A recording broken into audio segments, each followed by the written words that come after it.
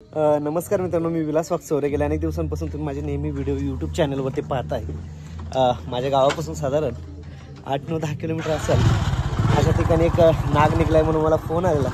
गाडीवरती बसलेलो आहे आणि फायनली या ठिकाणी असणाऱ्या नागाला पकडायसाठी चाललेलो आहे. तुम्ही संपूर्ण व्हिडिओ पहा.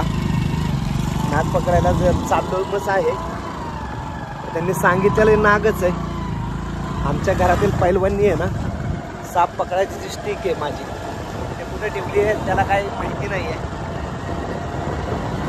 आता साप तर पकडायचं आहे, नाग हे म्हणतायत.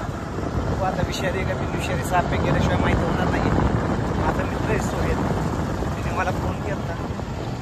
तेवढा बोलला साप पकडून या. आता तिकडे निघालेलो तर आहेच. भेटला तर ठीक, व्हिडिओ तुम्हाला पाहायला भेटत. नाही भेटला तरी तुम्हाला त्याचा व्हिडिओ पाहायला भेटेल.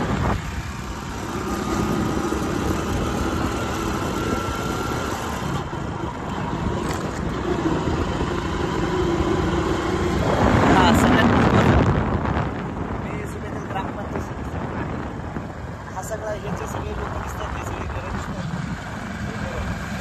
सगळा वार्ड आहे माझा मतदारसंघ. त्यामध्ये अनेक लोक आहेत, अनेक समाजातील लोक आहेत. ते की मला ग्रामपंचायतीला निवडून पाठवते. ग्रामपंचायत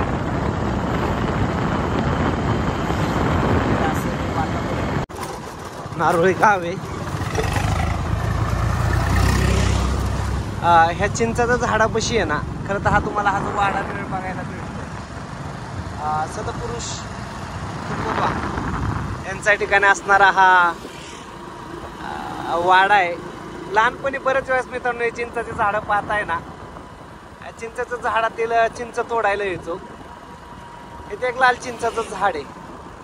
ते लाल चिंचाचं झाड मध्ये नेहमी आम्ही इथं चिंचा काढायला यायचो. बरेच जणांना लाल चिंचा माहिती नसतील शहरातील लोकांना. जे ग्रामीण भागामध्ये राहत आहेत त्यांना सगळ्यांना माहिती आहे लाल चिंचाचं झाड. त्यांचा फोन आला होता. खरं तर मला साप बाहेर गेला होता किंवा चाललाय. माणूस समोर असल्यामुळे तो काय बाहेर निघून गेला नाही. तुम्ही लवकर या.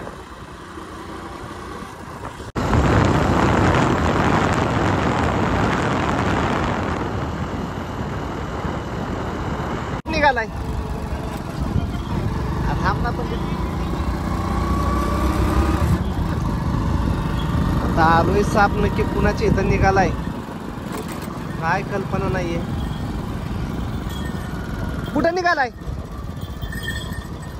पुढे आहे का आतमध्ये आहे? पलीकडल्या साईड.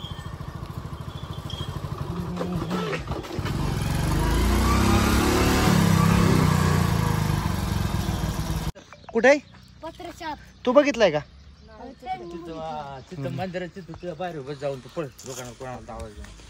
तू बघितलाय का? हा बर. आतमध्ये गेलाय का? तर फायनल मित्रांनो आपण या ठिकाणी आलेलो आहे साप पकडण्यासाठी. आता साप विषारी काय बिनविषारी माहिती नाहीये. त्यांच्या म्हणण्यानुसार नाग आहे ना काहीतरी.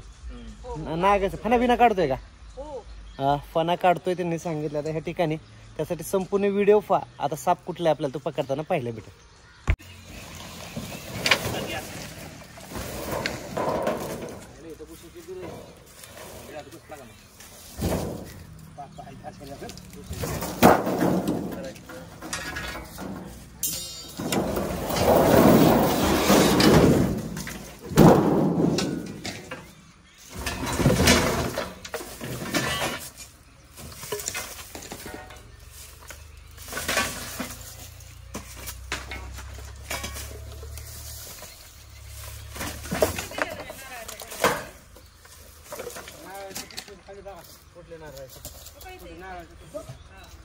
तिकडे गेलता देव.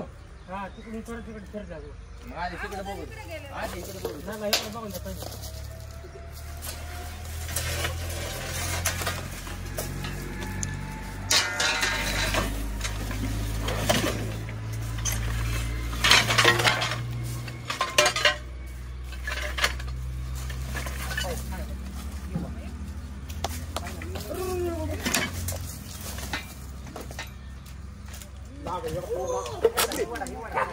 बरं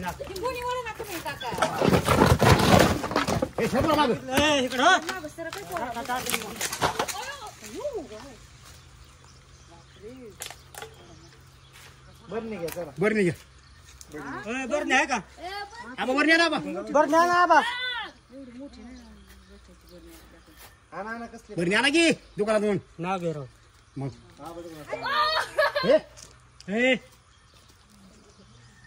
ते मग मी तिकडे पाळावलं साईडला तिकडे पण काढले पाणी घेऊन पाहिजे जुडो.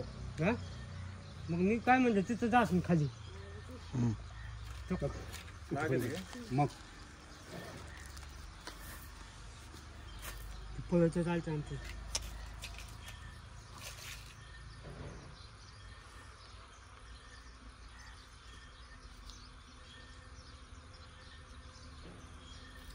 तर पकडलेल्या नागाला इंडियन स्पिक्टिकल कोब्रा किंवा भारतीय नाग, सायंटिफिक नेम त्याचं नाव आहे नाजा कोब्रा.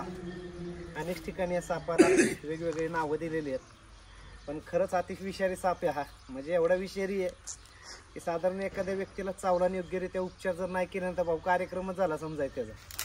पण योग्यरित्या उपचार करा. अंगारे दुपारे करण्यापेक्षा डॉक्टरच्या सल्ल्याने केलेले उपाय कधी पण योग्य आणि कधी पण चांगले.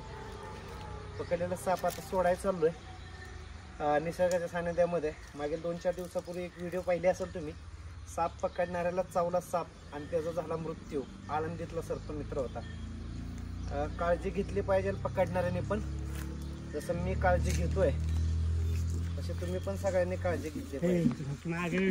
तर आता त्या नागाला बरणीमध्ये भरतोय. विषारी इंडियन स्पिक्टिकल कोब्रा. मोठी काढतोय मी पाहिलं की पाणी भरायचं होतं म्हणून आधी ते पडापाशी होता.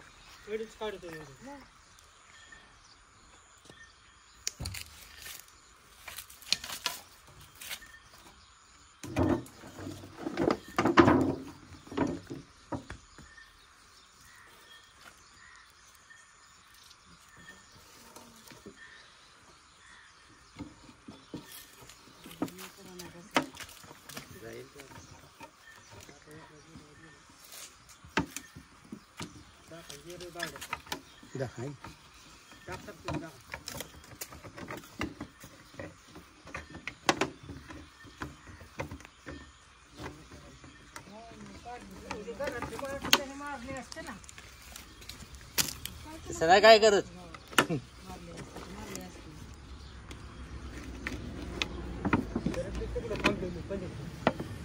तर फायनल साप पकडून झालाय. आज काय म्हणले घरातील काय एवढी माणसं मारली असते वय. नाही नाही साप नाही मारत तसा. उलटा थोडं फिरून सोडायचं काढून जोडायचं थोडा. त्यांना आगीच लावा ते घंटीमुळे त्याला बोळ पडतात बोळ. तर फायनल सापाला पकडला व्हिडिओ कसा वाटला कमेंट बॉक्स मध्ये कमेंट्स करा, लाईक करा, जास्तीत जास्त शेअर करा जेणेकरून तुम्ही व्हिडिओ पाहताल आणि ह्याच्यापासून अवेअरनेस तयार होईल. सापाला न मारता निसर्गाच्या सानिध्यामध्ये सोडण्यासाठी निघालेलं. चला भेटेल नेक्स्ट व्हिडिओमध्ये. अशाच आपल्या यूट्यूब चॅनलवरती व्हिडिओ पाहत. चला बाय. थँक्यू.